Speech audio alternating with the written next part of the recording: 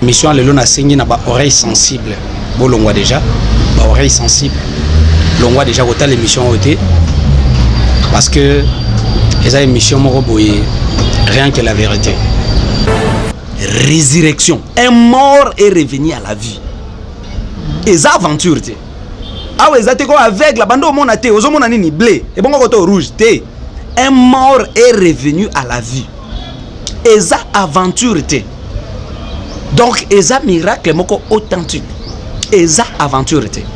Le pasteur Lukao, qui est un pasteur que moi je connais, mon frère, mon grand frère pasteur Afra Lukao, que j'aime beaucoup, qui a quitté qu'on a bien enseignement. Pratique na ma bon ok en Afrique d'ici bosso entre bino na bino au bengen de konayo. Avant la bande d'émission na lobby de konayo, on a dans des confrères na yo collègues na on a musala pour travailler métier moko de l'église qui a filmé, les frères caméramans et les monteurs va monter image, va publier et nous avons vu ici le prophète et le pasteur à Kinshasa publier que voilà ce que notre père a fait, il a ressuscité un mort. Donc il y a des choses. Ce qu'on a piégé, à la justice, à Kangisabato va piéger. Parce qu'on connaît la guerre aux en Afrique du Sud entre les pasteurs, Namisuba Ghana. On connaît quand même la guerre. Il y a la guerre, il y a le leadership. Alors, ce cas là qui piégé, il est temps, pasteur Lukao va à la justice, Bakangabatuana pour Moussala Nzambe. Donc, il y a des choses. Ce cas là qui piégé, à la justice, à Kangisabato va piéger. Parce qu'on connaît la guerre aux en Afrique du Sud entre les pasteurs, Namisuba Ghana. On connaît quand même la guerre. Il y a la guerre, il y a le leadership. Alors, ce cas là qui piégé, il est temps, pasteur Lukao va à la justice, Bakangabatuana pour Moussala Nzambe. Bonzambe, na bonzambe, Lola, Ezof, ta bien-aimé dans le Seigneur, merci, Nabino Nyonsto Bozo, la Nabiso, Tika ete Nzamba Lola, Amon Nabino Lola, et Foutabino. Ba oignon stubo misana kolana toujours émission na bino rien que la vérité esika bonzambe ekitarana loyembo na maloba pe na misala bonzambe na bonzambe lola ezofuta bien message dans les signes simananto yaro bakenizanda boy pourquoi wapi na manso azosalila biso bien aimé dans les signes lolo na émission lolo to solo la nini bambe ko boza mité ma okita parce que boyoka ona na boyoka te mais avant que na bete bino le solo to sona invité à na plateau na biso rien que la vérité. J'aimerais remercier ba oignon tout parce que na musaloyo là je vois les pasteurs Teza Missi à la bouche autorisée de l'Éternel na Ramazérique na filo mukwa ya motema ya bivence de homo depuis Londres na maman Gisèle Luke le motema papa Emmanuel na Boston pe na biso Maria Bobette pauvre l'angolaise depuis Italie motema ya Fernando Pedro pe na maman na ma papa Blaise Mbunga en Suisse, des frères Papi Kongena, toujours sorti l'album qui sera Sozo, ils ont ma calamité, il y a son des fonds. Bonzambe, na Bonzambe, Lola, ils ont foutu à Simanan, Toya Rolbakenzama Boye, Tokoye et Wapi, des choses bien aimées dans les Seigneurs. Lolo Toko Solami na émission Lolo. Botala qui va vidéo. Concernant les camions résistés de la mort, les Konabiso, comme Elliot, la vidéo Ming et Bimaki, Pasteur Alf, Lukaku, tout le monde qui a répliqué, répliqué. Kolobaki, Kolakisa, Ndeko, qui a filmé la caméraman, Kolakisa, non, avec ce qui est du bossé, il dit qu'on présentait la caméraman, et ça, Oyo. À la moussa qui était à Banako filmé. Makamusu c'est bien.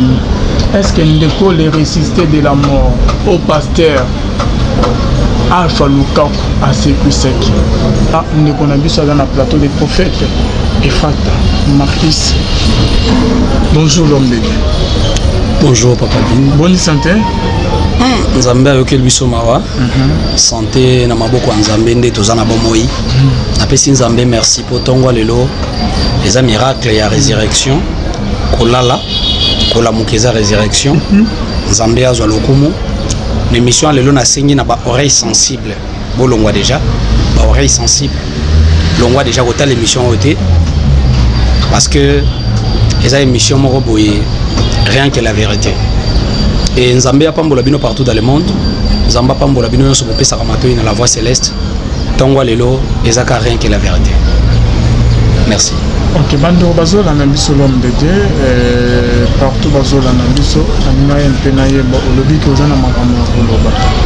Concernant qui concernant les Ronabiso Akufaki, les résistés de l'amour, ok, de quoi la Moussaki, de comme Souskouta Loya, il s'affoie à ma frère Marquis, prophète Marquis, à l'eau de la biso du Camboyo, à mes un peu éclairci biso.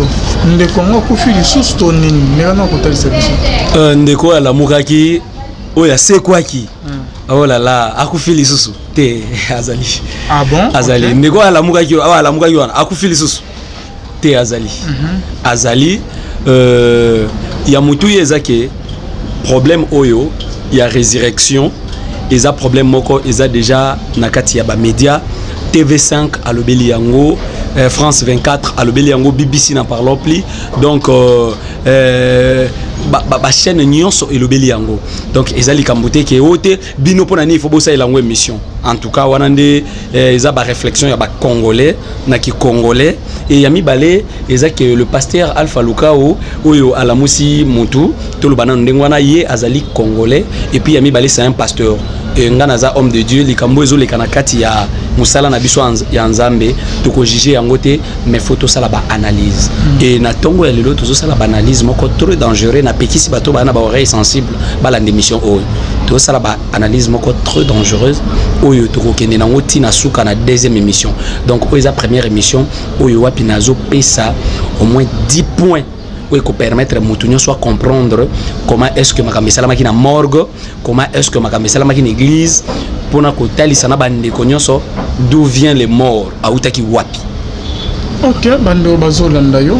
Donc na émission ya tongo ya lelo na lingina bisa bande konyoso au bazolanda biso partout dans le monde. D'abord le prophète Marquis, moi je n'ai pas de compte à rendre avec quelqu'un. Nous sommes ici pour dire des vérités kolandisama ou ezo sala manakati ya évangile. Na yebi que beaucoup de mes frères sœurs ou nazo pambola partout dans le monde, maman Marlène na pamboli bino na France, nzamba kanisela bino Rehoboth. Na yebi que belé bokoloba non prophète biso po na biso il a fallu pas kolobela likambwana te. Tozolo bilango pas pour na kolobela le pasteur toujours la mort, la résurrection. Papa Alvin, ah ouais, ça problème était que Koka tamboli avec la monnaie. Non, résurrection. Un mort est revenu à la vie. Et ça aventure te. Ah ouais, ça te quoi avec la bande au monde te, aux hommes ni blé, et bon côté rouge te. Un mort est revenu à la vie. Et ça aventure te. Donc, eza miracle moko authentique. Eza aventure était. Le pasteur Lukao, qui est un pasteur que moi je connais, où on a bien la parole de Dieu, des dernières années, où on a commis miracle, bon, Nzamba kosala wakoy kosala, azali congolais, pe moko basali Nzambe, oyo wapi, soka azalaki peut-être joueur, toi azalaki musicien, mondaine, tolonga to ba makamna été. On parle ici parce que c'est un pasteur. L'affaire a touché l'église et nous dans l'église photo lobela yango. Lelo bandeko faut pas comprendre ceux qui pasteur Lukao azala qui piégé à ce qui m'embangue la justice, ceux qui azala qui piégé té. Il est temps pasteur Lukao à se repentir. Donc il y a des choses. Ceux qui azala qui piégé à qui la justice à kangi sabato ba piégé parce qu'on connaît la guerre aux en Afrique du Sud entre les pasteurs namisuba na Ghana, on connaît quand même la guerre. Il y a la guerre, il y a leadership. Alors, ce cas-là qui piégé, il est temps, pasteur Lukao va à la justice, bakanga batuana pour Moussala Nzambe. Parce que l'élo église, les dangers qui guettent l'église maintenant et que Batounio soit comme à détester les miracles. Donc, s'il faut parler des miracles directement, mon frère, quoi? Prophète Marie Salini? Ah, tu connais l'histoire de l'Afrique du Sud là? Tu connais? Voilà. Ça, c'est un danger qui guette l'église. Donc maintenant, ce qui est église est comme un danger. D'abord, l'église, c'est le travail que Dieu nous a imposé. On ne peut pas accepter que Bato va détester. Nalingina rappelé na tongo yalelo. Jésus-Christ est capable de tout. Parce que mon tout le monde a dit bon, il n'y a pas limité Christ. J'ai dit Jésus-Christ est capable de tout. Un miracle où salami est pas Jésus, bazana besoin que la tissango ba couleur. yango eza authentique. Donc bozo mona Jésus aye ayebisi Marthe na Marie bo memanga bisika bakundi Lazare. Donc Jésus akewana asekwisi Lazare et bo mona ki cérémonie wana botangi Bible bozo comprendre. Et tant bozo ta la cérémonie o esalami na télévision, vous comprenez déjà quelque chose. Mais la ligne na pesa quand même ba point essentiel na tongo ya lelo pona bandeko o bazolanda biso. Oyebike bazolo bela biso awa na lobela na trois choses. Première, quand ya batu eza batu oyo balobi na biso que boza ba jaloux. Bino boko lobela makambo wana te bozo ki la pasteur Alpha Luka ou jalousie. Eh, Bill Gates milliardaire nanya yo ki la jalousie. Awa eza likamba jalousie te. O te boza ba jaloux, boza ba eza na kan mususu ya batu, bango balobi eza montage, miracle wana eza montage. Ils en a quand mususu ya batu bango bazolo ba même na ba réseaux sociaux que non nzamba sali miracle na ye binonde ba rose chrétien binonde ba franc-maçon bino bokiltise nde bolingis ko miracle a Jésus té yango boli bo combattre rango nga na rappeler les trois camps wana binonyo so le besoin une réponse. Jésus Christ est capable de tout. Qui connaît les profondeurs ya sommeil nani ayebita ngwala la kakindaka wapi. Se réveiller le matin c'est déjà résurrection et sa résurrection kola mukana tongo. Nzambe na lola Jésus Christ aza capable ya kosala miracle ya kosekwisa bato bakufa parce que awa kaka na émission oyo bandeko nyonso bazolanda tokotambola na ba caméra po bomona miracle bomona na ba preuve ya makambo Nzamba salaka parce que na loba déjà plusieurs fois na émission awa na tchaba témoignage ya bato babenga libanda na loba ki église tolinga kolakisa te mais tokosala ngo parce que ba occultiste pe bala kisaka ya bango lukuta il faut que vous salama dans le vérité bolanda yango pe bo comprendre bien aimé bozo mona na kati ya montage to na kati ya vérité to na kati ya résurrection oyo première chose o balobi na biso ndeko wana kufa ki vendredi bazale ko rapatrier corps pour kene na Zimbabwe baleki par église na nzela ya église wana ndeko na ya lobi ba kotsa corps na kati ya église des pasteurs aye ba fongoli cercueil miracle salami je crois faut chamo extrait amamna loba il y a des vidéos wana ozo kana no version ya ndeko wana balobi akufi po azaki na muto kosunga ete aza immigré mbongo hôpital ezangaki ye nde memie na liwa nde bazo sala rapatrier corps bandeko so balanda biso partout dans le monde tout ça non banalise sur muto liwa je n'ai rien à voir avec pasteur Alpha Lukao avec la mort seulement j'ai fait des analyses avec les ressuscités. Azalaï na mbongo te ya kofuta ba soins hôpital dans moins de 2 jours. Qui a organisé ces rapatriements? Bandeko so balanda biso partout le monde. Oyebi que so ko feli ndeko na France aux États-Unis. Ko rapatrier corps c'est plus cher même ko kundaye sur place. C'est plus cher même ko kundaye sur place. De deux, les frères là azanga ki mbongo hôpital. E bongo mbongo ya veste ya cher au frère o abimana ngona cercueil. Frère moko zo bimana cercueil choco frappant. Na veste cher, déboutonné. On dirait que Ebembeyo ka mulunge ko kaka. Ebembeyo ka kaka, faki ba fongole moi deux boutons. Obima moi deux boutons. Choco frappant, bogara mobile ba na cercueil. Nanya somba ki bilamba wana.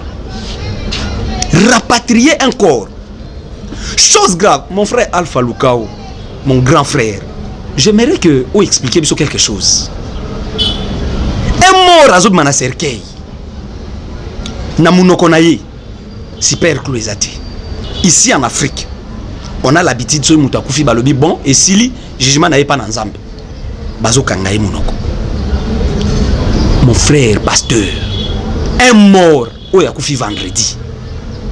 Samedi basala kate. Dimanche basala kate.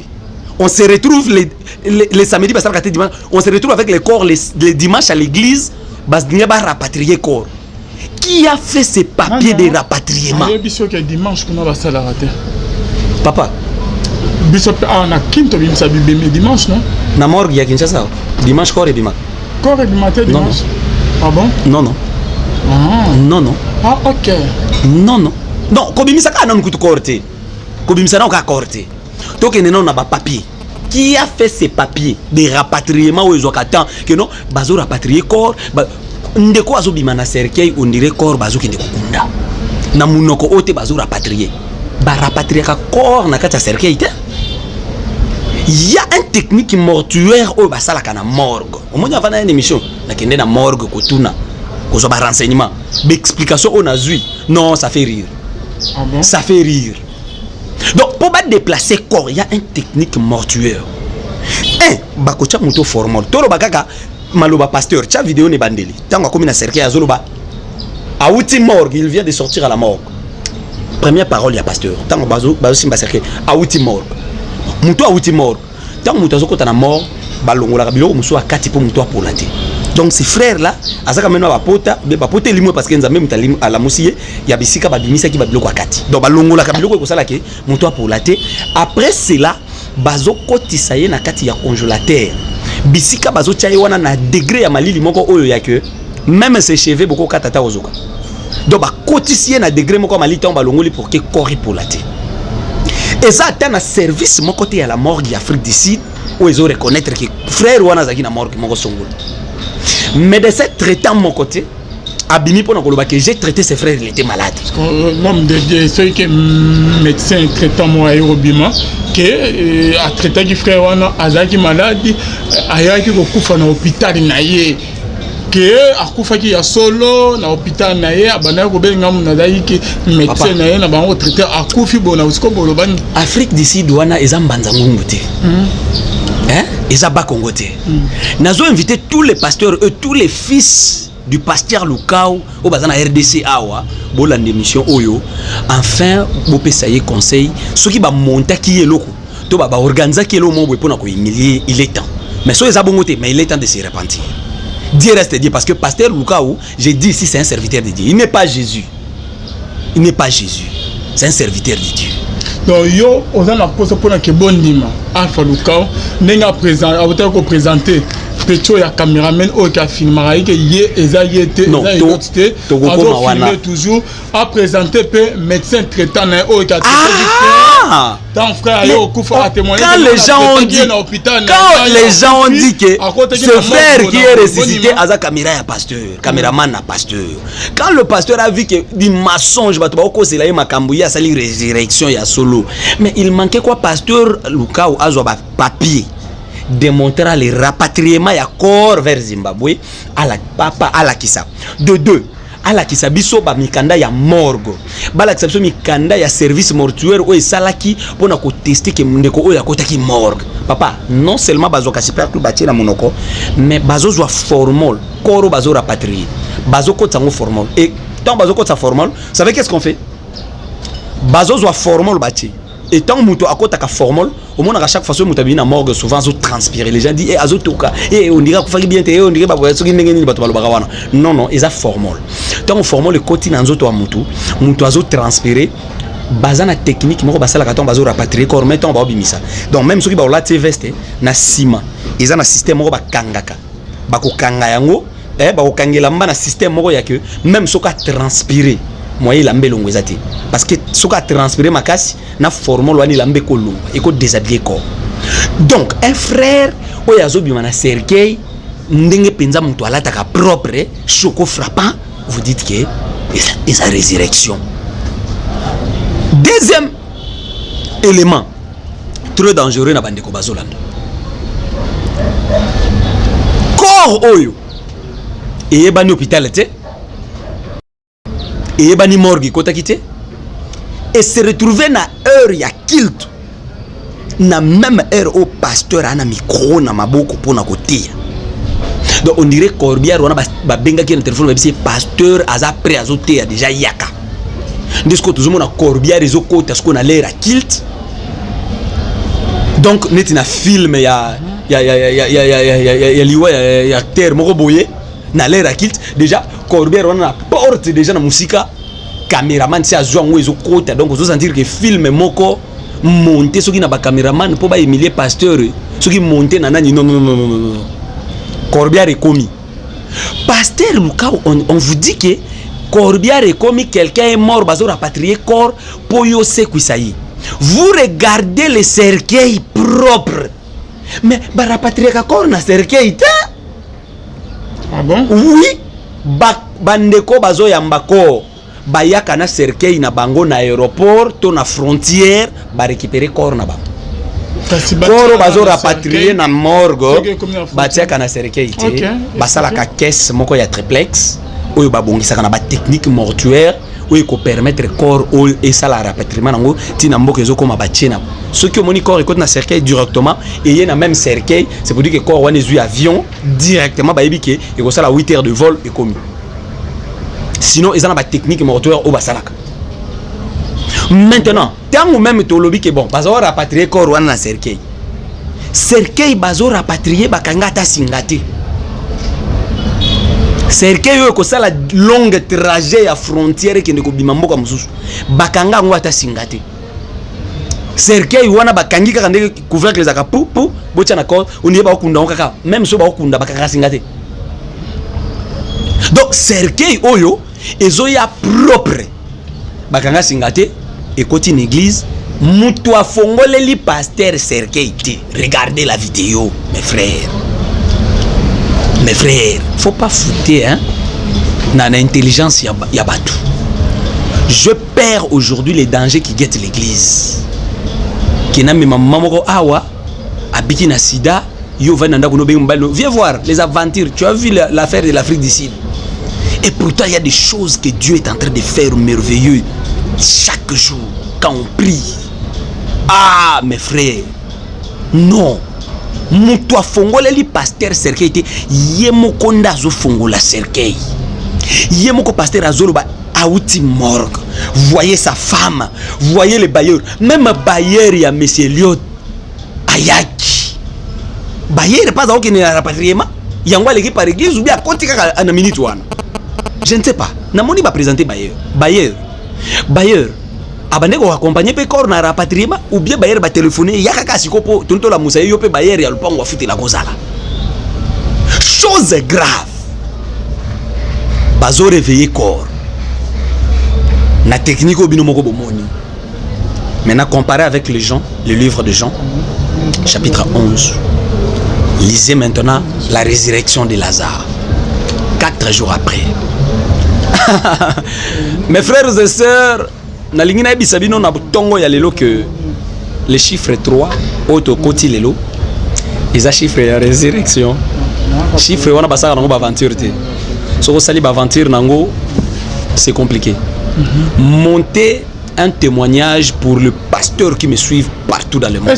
Qu'est-ce qui vous prouve que c'est mon montage? Na lobi awate waneza montage ngana on peut non il faut na lobela nyonso on dirait que ndeko na yo wana dande on te confrère na yo collègue na on musala pour travailler na métier moko bozela nzame moko ah ya wano moni ya te na dénoncer la mort les morts le ressuscité si na lobby avant banda ke ndenge olamuki na tongo boy c'est un grand miracle moto yebi profondeur ya pongia za la kati neni bino nyonso tout bozote mais miracle ceux qui baton so ba hôtel mais la miracle bango ngana hôtel mais la miracle moi je parle na banalise par rapport à la mort c'est entre nous bando bazola na biso prophète Marquis zelana si saïdé ozo si saïdé monter un témoignage au nom de l'Éternel comment kota ko monter aucune sans question c'est entre nous kas bando balanda biso pour nos miracles en temps au monde on a besoin d'autres à l'amour qui a sécuit bien veste qui peut aller à fond pour venir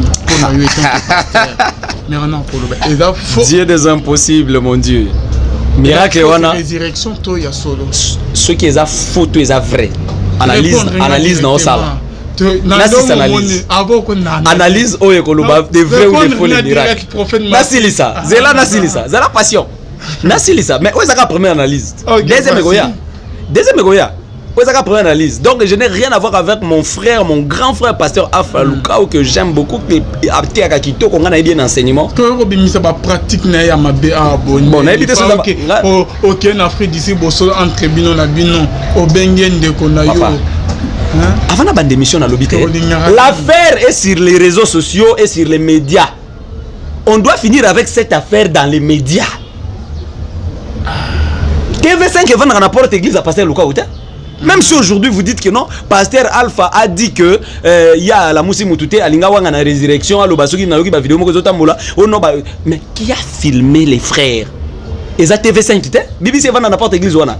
C'est l'église qui a filmé, les frères caméramans et les monteurs va monter image, va publier. Et nous avons vu ici le prophète et le pasteur à Kinshasa publier que voilà ce que notre père a fait. Il a ressuscité un mort. Bon, maintenant, on va faire des analyses ici à la télé pour ne pas que les dangers qui guettent l'église soient ampleurs. Parce que même aujourd'hui, les pasteurs fanatiques qui nous suivent, boye ba ki danger wana ezo gete biso nyonso parce que et quoi arriver que même yope mukolo mususu o sekuisi mwana moko akufaki to maman moko akufaki ba to ba détester ngo ba tcheli ngo tembe parce que on a déjà ressuscité quelqu'un avec de doutes et de preuves ou ezo convaincre te mitema ya batu même dans l'œil comme ça. Alors on a continué l'analyse, naibisano les pasteurs qui nous suivent. Monter un témoignage au nom de l'Éternel, ce n'est même pas un péché. Ça c'est un blasphème contre le Saint-Esprit. Donc c'est pour dire que Dieu ne te pardonnera pas. Wana penza okendo senga pardon au ciel. Donc monter un témoignage au nom de l'Éternel Jésus-Christ de Nazareth qui est plus puissant. Oh, c'est un blasphème grave. Wana na bisi ba pasteur nyo so ba olanda biso. To continue l'analyse. C'est le pasteur qui ouvre le cercueil. Ba fongole le cercueil. Yemo kwa ye afungoli cercueil na ye. Pasteur yemo kwa confirmer na maloba na ye kore uti na morgue. Mais ba morgue nyo sezo wangana. Ezata na morgue moko tezo ndima ke kore wana ezala ikuna. Même corbière wana pompe funéraire wana ba koti ba plainte. Il est officiellement na télévision contre le pasteur. Bango ba bi côté corps wana uti kité. Ba bi côté ba latisi corté. Yango mon nazolo ba awa soke za montage fait par bato mitema mabe ba jalousie pour ba salir pasteur Lukao. Il est temps abima na télévision loba que je ne connaissais pas cette histoire ngapi nazala qui surpris voilà ce qui s'est passé et balande la batouana enquête ça d'abord Eliota Kangama bande ko mususu wana ba yakine même oyazo bima loko la femme ya pasteur pasteur Lukao d'abord tant au fond la cercueil wana au mona un bogar choko frappant wana za même pas na coton na matoi un corps qui a fait 3 jours dans le mort bon rapatrié en haut bachango formol ko transpirer bachango ata coton na matoité même pas na zolo comme ça autant ko fa les mêmes jours non balobi a uti mort que pasteur mtolo ba uti mort pasteur mtolo ba uti mort donc la sœur qui est allée appeler le pasteur qui Corbière ali banda selo bango une sœur est allée appeler le pasteur pour nous dire Corbière ali banda ba ina corps il lui a dit que le corps est uti mort donc c'est pour dire que le pasteur pas interprété corps est uti mort. Donc quelque part à partir de là on voit déjà que pasteur Luka à cause de la yebagité mais ce que soka yebagité to cause la réaction na ye il faut faire la calmeté à présenter caméraman à présenter ma papier mort à présenter tout pour ce qui est ya solo pasteur Luka il est temps que le peuple de Dieu ba yebake miracle on est qui est vrai parce que miracle et pas Jésus-Christ ils ont un niveau na dégré il y a ndenge ce ko salam na Jésus-Christ aujourd'hui to ko ressusciter quelqu'un qui est à la nécropole. C'est possible, hein? C'est possible, na Jésus-Christ. Et c'est quoi? C'est possible. C'est possible. C'est possible. C'est possible. Non, nazo expliquer te. On est impossible parce que corps ba la sabiso wana, ils a corps à muto akufate. Vous savez quand quelqu'un est mort, peut-être j'ai fini. Je termine là. Oui bien, peut-être yo kufela te. Demandez-nous qui ont perdu nos proches. Biso bato kufela. Vous savez, Mouto Yakoufi, tant on a outil na morgue, na zuba renseignement mususu. Mouto Yakoufi, visage naïe, échange quand même teinture naïe, il faut changer directement. So moni longa Mouto zo briller nan Yakoufi te maquillé zo tambour. Donc un frère qui sort avec un teinture choco frappe comme ça. Nasuki naïe logo la majesty. Vous dites que la personne là a outil na morgue, a outil kokufa. Il n'y a pas même des signes de maladie que Mouto Azalai quand même malade. Non, comme Anasuka, pour nous le biloko olia, na oya wana après. Donc on tient une analyse. Bande ko so basa contre émission oyo. Bozo ba point auto le bila bo mi ba preuve, bo ça les langues émission, on pourra comprendre. Parce que lui-même les pasteurs Luka osoka la émission oyo a oza peut-être na idée ya koyeba makambo esalami wapi pe uti wapi. Bo sakana na Jésus-Christ te.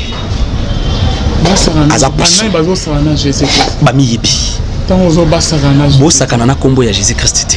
Quand Dina est violé, Bazabilon, Bariban, Batelemaki, Baboyaki, qui est humiliation contre Israël. Tout pour humiliation l'église. Nous devons dire des vérités. Na kombo Yesu Masiya ba vérité wana et réveiller bato ba olala. Vous voyez dans des églises aujourd'hui ba sombi bon ba chaise roulante ya ba handicapé. Ya sika na ba chaise. Ah, même à Kinshasa ici quand je regarde d'autres prédications, aux hommes on a pensé que ba chaise roulante ya koka ya sika. Il bosse à cher pasteur. Ah koka wana comme koka même jour na kiti ya sika, telemi même jour ne kiti wana Ne blaguez pas avec le nom de Jésus. Vous profanez le nom de Jésus et vous faites des blasphèmes. Oh wapi et comme mabino na enfer. Il est temps de se repentir. Les pasteurs avec des faux miracles, pour se repentir. Na occasion ya résurrection, oh je profite à koloba na bino na ba faux miracles. Oh ya pasteur Luka to oye batang oye moko ko réagir. Moi je donne que de points dangereux na émission où vous pouvez permettre à Moutonio à comprendre. Hôpital et ébanité. Médecin traitant à ébanité. Certificat à morgue et monanité. Tout avancé. Immigré moko boya kufina mboka mupaya. Dans 2 jours, mbongo et monani ya ko rapatrier corps azobimana veste ya sika déboutonné. Ah papa, na yebisi bino ke botuna na morgue bako yebisa bino ke tango bazo latisa ebembe comment est-ce que basalaka. Frère azobima tiki awa le roi frère Fali. Ah déboutonné le roi frère Fali abimana cercueil. So tali ata ba challenge nango baladi kutu lokola ba mort. Mais yemoko mort wana non. Frère Elliot face à la juger. Mais j'informe à tout le monde au Hollande ba yebi déjà que bakangi frère wana c'est l'information circulée. Ba vérité ko ibana. Na yebi sala bino likambu ya libala moko salamaka awa na 1800 on dirait ça ba 1860 ou ba 1861. Na yebi sala bino ba vérité ko bima Alvina tomboka kate. Vous êtes des jaloux. Na yebi sala bino ba vérité ko bima bozi la bozoka ba vérité. C'est maintenant ya ba vérité. Boko comprendre que makam toloba awa tolobango na guide ya Saint-Esprit pour na kolakisa makambo zo salama na ba esprit satanique et diabolique. Rapatriement ya corps zo salama un dimanche. Ah, dimanche rapatriement corps kaka na l'air à kilt. Ah, na mona quand même na bamboka so ba rapatrier corps fo balongwa na butu bako makuna tongo ezotana. Corps wana ezolongwa na 11h moi makasi.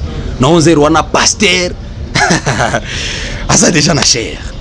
Na lingina ya bisa bande konso bazolo bakeno pasteur alobi ezaki nango résurrection te biso mais qui a filmé la vidéo banani ba publier BBC a fait dans porte église wana te les dangers guettent l'église nous devons faire tout que danger wana longwa to yena likambo femme ya Elliot une femme qui est en train même de cacher son figure azo bomba même long papa moi Marquis comme je suis ici les prophètes Ephrata on me dit que non. Ma sœur Élisée est morte. J'arrive sur place, l'évangéliste Elvin, Ayekola Moussaïe. Je vois ma sœur ressuscitée, elle est morte et revenue à la vie. Sa femme, si c'était sa femme, 2 réactions.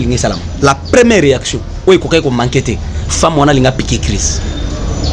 Deuxième réaction, oui, il a manqué. La femme, là, il a la mobile, un mort est revenu à la vie. Moi, si je suis là, hein? Pasteur Luka, fongola misu na likambo. Fongola misu.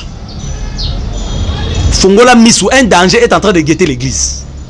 Les renommées que Dieu t'a donné. Non, tu es à fongola misu. Pasteur Luka, tu as l'argent.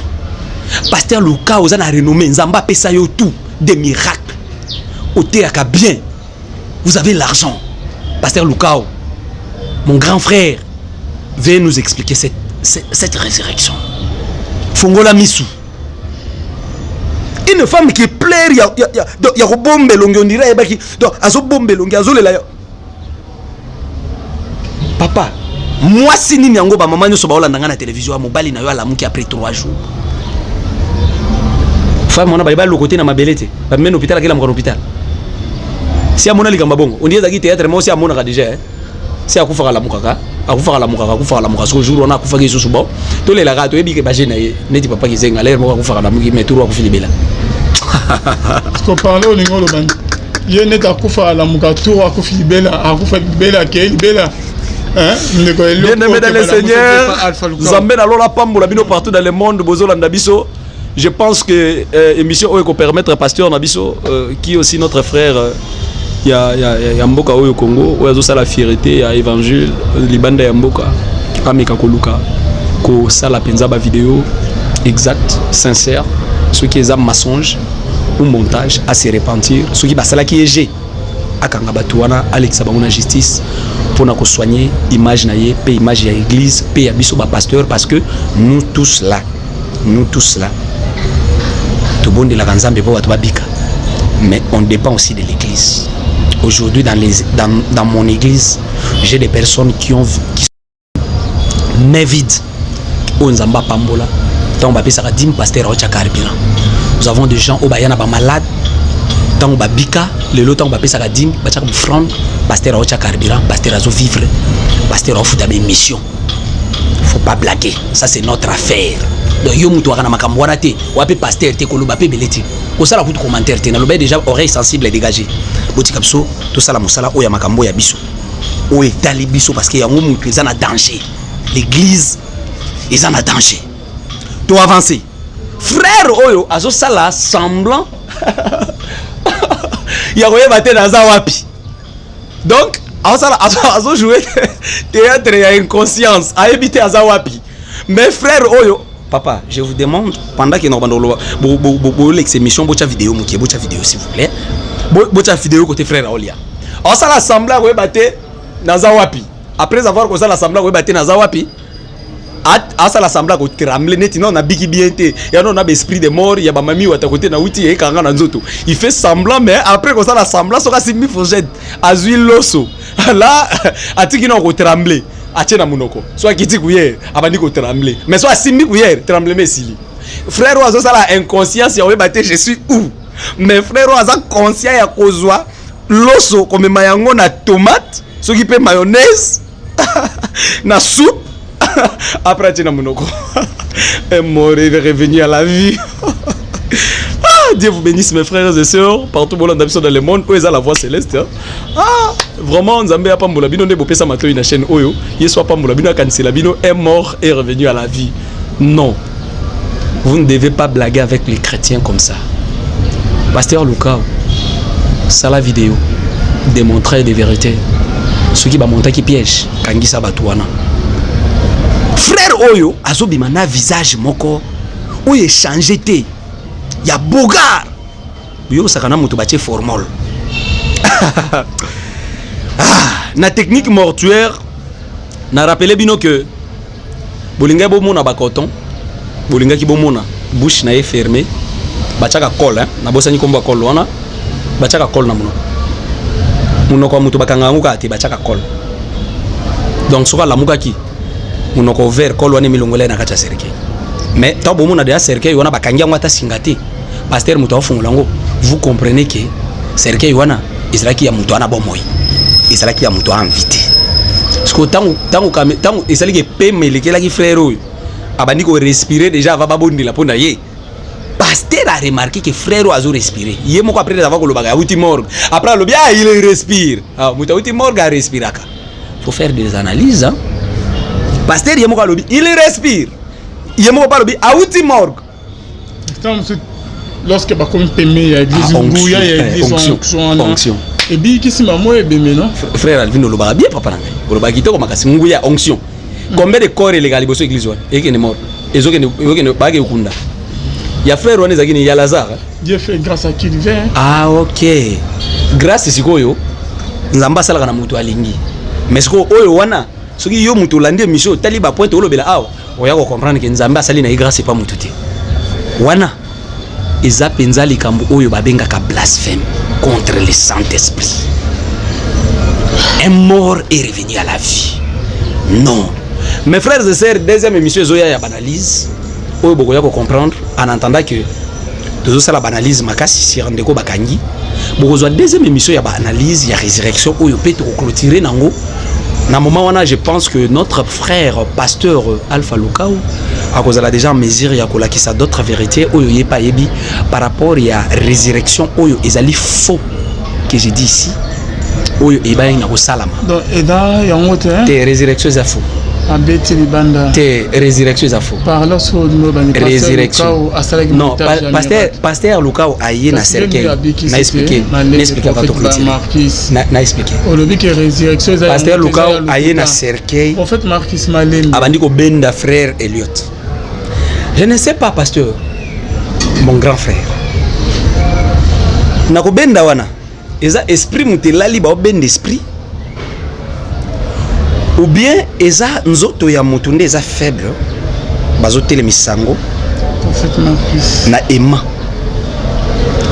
La Bible dit Jésus-Christ arrivé na tombeau ya Lazare aibisi Marina Marthe ôter la pierre balongoli libanga.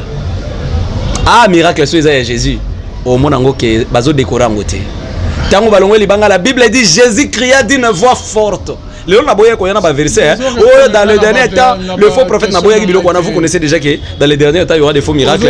Naboya qui ko yana ba verset. Jésus cria d'une voix forte. Jésus cria d'une voix forte. Lazare sort. La Bible dit les morts sortis, les visages enveloppés des bandes, le pied et les mains liés tel qu'on l'avait lié à la morgue. 4 jours après. Frère Nabiso Elliot. Écoutez que. Oh, la Bible.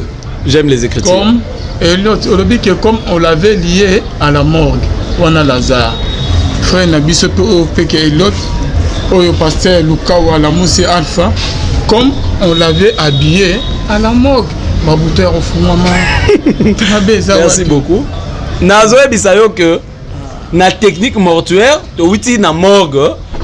Moi, quelques renseignements pour permettre à Bissot de comprendre. Peut-être qu'il faut monter notre frère pasteur. Peut-être ah, Babosani ko tchakol. Babosani ko. Est-ce que Bibénion se bat à école? Oui. Mounoko est toujours. C'est un miracle. C'est un fingela. Ah non. Merci beaucoup. Merci beaucoup, Nicole Ville. Merci d'avoir répondu à mon invitation. Merci beaucoup, merci. Merci beaucoup. Merci. Il y a une résurrection d'un an décoré. Il y a une décoration partout. Il y a une décoration à la radio. Il y a une décoration. Il y a une beauté. Non, les miracles là, résurrection, il y a faux oyo. Les actes pasteur Lukao, Moutouako expliqué Biswango, après avoir accusé. La résurrection, le bic est à l'Okota, c'est que Yépe. Non, pasteur Lukao. Malem, prophète. Le bic est résurrection et ça ne met pas à l'Okota, c'est que Yépe. Yépe Ndakola qui s'abisso. C'est que Yépe pas à démontrer Bisso. C'est que Yépe pas pasteur. Non. Yé n'est qui pasteur n'a rien à juger. Je suis qui pour juger un pasteur? Je juge pas. Mais tu ne juges pas la Bible, les jugements doivent commencer dans les maisons de Moi j'ai fait des analyses. Baroye bisanga ne juger point. On a beau y juger. Na yeki ko sala banalise. Kotali sabana na Nzambe que en danger est en train de guetter l'église avec tout le pasteur oyo bozo tia ba kiti ya sika. Ya ba koka liboso ba cher. Bokomi ko bimisana ba fibrome. Wote sala ki fibrome. Loko bo mono eza fibrome Nzamba bimisi yango. E bimina libumuli duso bimele zate. On dirait le pasteur, vous devez vous répandre. Dans cette émission, je profite avec la colère sainte que j'ai. Il y a comme ça banana Nzambe. Toutes les églises avec des Jésus Alobaki na moka katani ol. Prends ton lit et marche. Le lit est tigala qui n'a pété zate. Pasteur na ba vélo ba koka na simatale belé pour faire quoi? Et en plus, il y a vous pensez que Eza Yango en plus il y a Sika. Il y a Babola Bazari qui était Bazari pauvre. On a nyoso bakoka bana ba ministre na ba vélo Sika. Il y a piété. Bango nyoso na bazaki na or bakoka nyoso mona ka ba vélo beba. Ya mabaya. Oya ba pasteur na ba cher. Tela ba vélo na bango bakoka na ba cher. Il y a Sika. Vous devez vous repentir. Mes frères et sœurs, l'air est grave. Tout comme il attend de la fin. Oyo wapi binonyo sofoboza la connecter au ciel avec les guides du Saint-Esprit pour commettre ba erreur te ya kokota l'église bazo sukolo makolo. Ozaka soyoki pasteur moko yekuna ya prophétisa kaloko les frata. OK. Mususu ayo ya zo sekwi sa bibembe na cercle. Tu es parti dans toutes les églises là. Vino yo changer te. Au fond, ozaka oza que au contraire vino yo baby koleka. Yo sala repentance ou la délivrance à solo. L'homme de Dieu to comme Soga. Votre numéro de contact pour gagner l'église s'il vous plaît.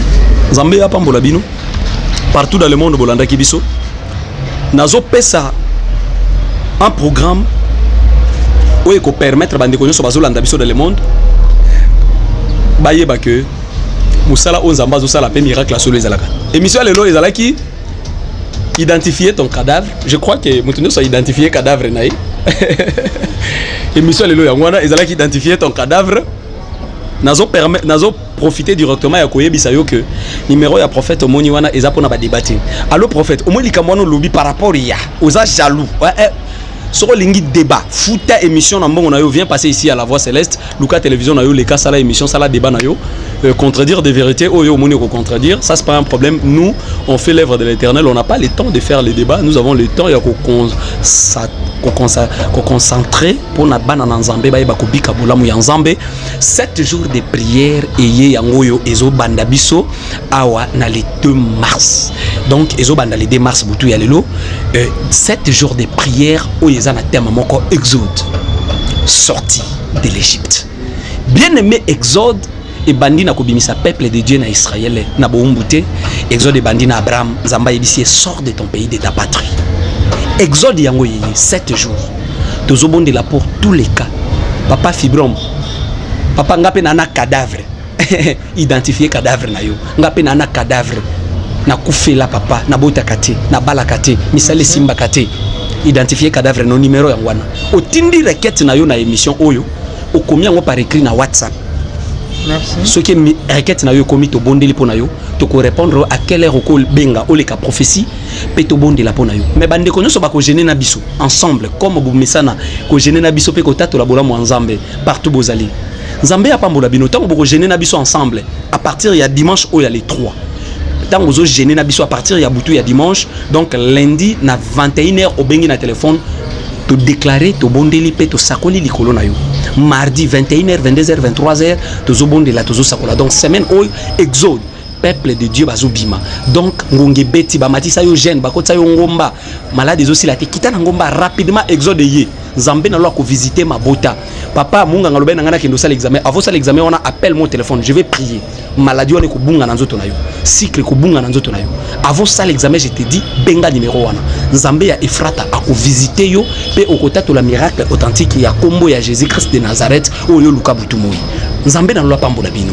Exode yango ye 7 jours de prière et de jeûne Exode tant vous avez un numéro on a coupé sur d'autres détails prophétie kozala même na téléphone nazo sakola prière et salam nazo bonde la pona basinyo so babota kate chiffre 3 donc to koti 3e mois et ça chiffre ya résurrection donc nyoso kufa na vie na yo fait c'est quoi kaka ndo moni frère le to c'est quoi ce qu'il y a vrai ce ko kobota na yo c'est quoi vie na yo c'est quoi o leli mingi ou souffrir mingi à bientôt année ko se diviser en deux Nzambe oya mawa oyo saila ba sacrifice o luka butumoi ayo kelo mawa numéro ya prophète yangwana plus 243 89 104 78 36 Nzambe ya Lola apambola biso bon Nzambe na bon Nzambe Lola ezofuta simana to ya kolobaki nzamba boto kwa wapi merci na bana nyonso balandaki biso merci na Arnaud oyo azalaki sima ya caméra merci na bana nyonso babengara ba contribuera ba sina musalo yo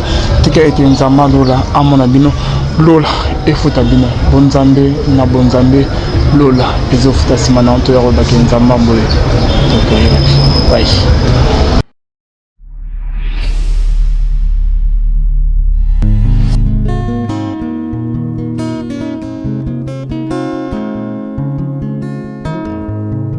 Le temps passe, elle ne s'arrête jamais. Alors réveille-toi mon ami. Et tout ce qui nous quitte chaque jour, laisse que cela nous serve de leçon. Car à chacun son jour, à chacun son tour. Peut-être demain sera ton tour. Alors réveille-toi et prépare ton âme. Car un jour. Oh, oh, oh, hey, oh, oh, oh, oh. Hey. Le temps passe, le jour s'envole, s'en va si vite sans laisser de traces. Hey. Comment faire pour l'arrêter, car il nous amène vers le jour de départ. Yeah. Tous ces efforts avant nous n'ont pu l'arrêter. il s'en va sans arrêt, sans pitié, ni nous laisse le temps de faire nos bagages, et de tout mener. Le temps passe, le jour s'envole, s'en va si vite sans laisser de traces. Comment faire pour l'arrêter? Car il nous amène vers le jour de repas. Tous ces forts avant nous n'ont pu l'arrêter. Il s'en va sans arrêt, sans pitié, ni nous laisse le temps de faire nos bagages et de tout amener. Il s'en va seul sans nous. Faut me perdre tout plutôt que de perdre son âme, À quoi bon tout gagner, mais sera que vanité. À quoi bon tout gagner, perdre son âme si l'on est censé de tout laisser. Moninga, verser le sang de l'autre, si demain sera le tour, tu seras seul comme dans un miroir. À quoi bon tout gagner, perdre son âme si l'on est censé de tout laisser. Moninga, verser le sang de l'autre, si demain sera le tour, tu seras seul comme dans un miroir. Où tu rendras compte devant le Seigneur toute ta vie sur terre. Après avoir tout gagné, l'on s'en va seul, sans rien amener. Faut me perdre tout plutôt que de perdre son âme. À quoi bon tout gagner, demain sera que vanité. Faut me perdre tout plutôt que de perdre son âme. À quoi bon tout gagner, demain sera que vanité.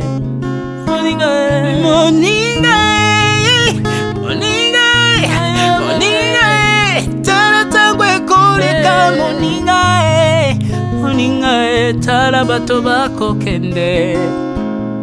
Okosala lolendo na mokili, okanisi mokili yango yayo, tala bato bakoleka. Tango ekomema ngai, tango ekomema, tango ekotika moto te. Bakulutu bayakala basi bakende. Moninga, tala tango ekomema. Papi Charles Mombaya si akenda kala. Otango eza komema.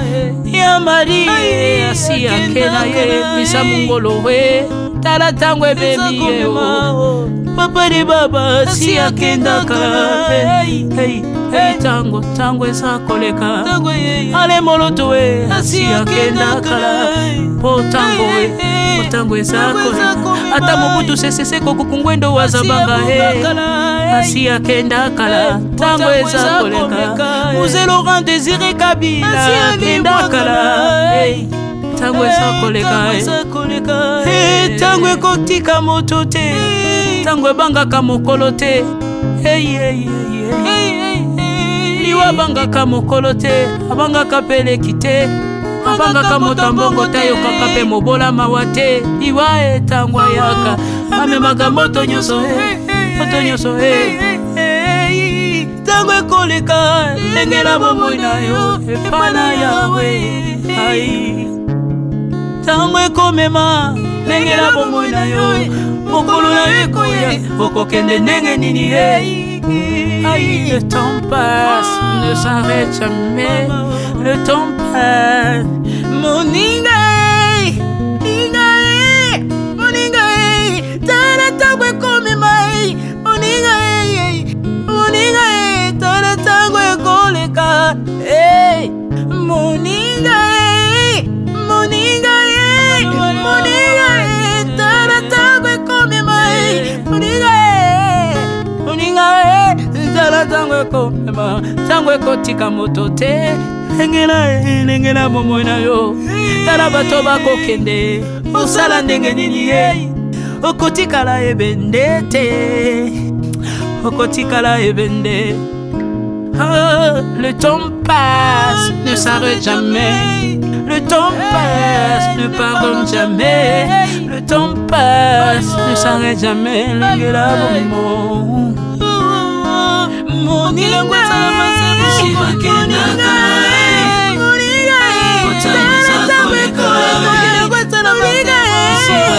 Moninga, tango ekoleka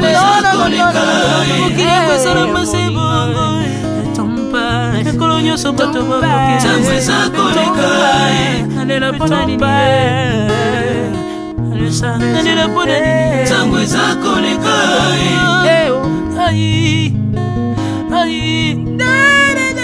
tango ezakoleka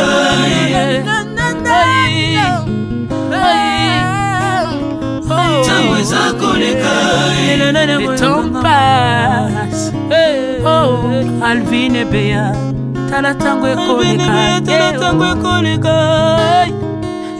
nabongisa bomo nanga mpona nini bato bakokende biloko nyonso ekoleka nalelalela ntina nini natangisa makila na boma bato mpona nini soki nyonso ekoleka un jour nabanga kufa mpona nini soki naza putulu ya pamba mokolo ezali nakoleka le temps passe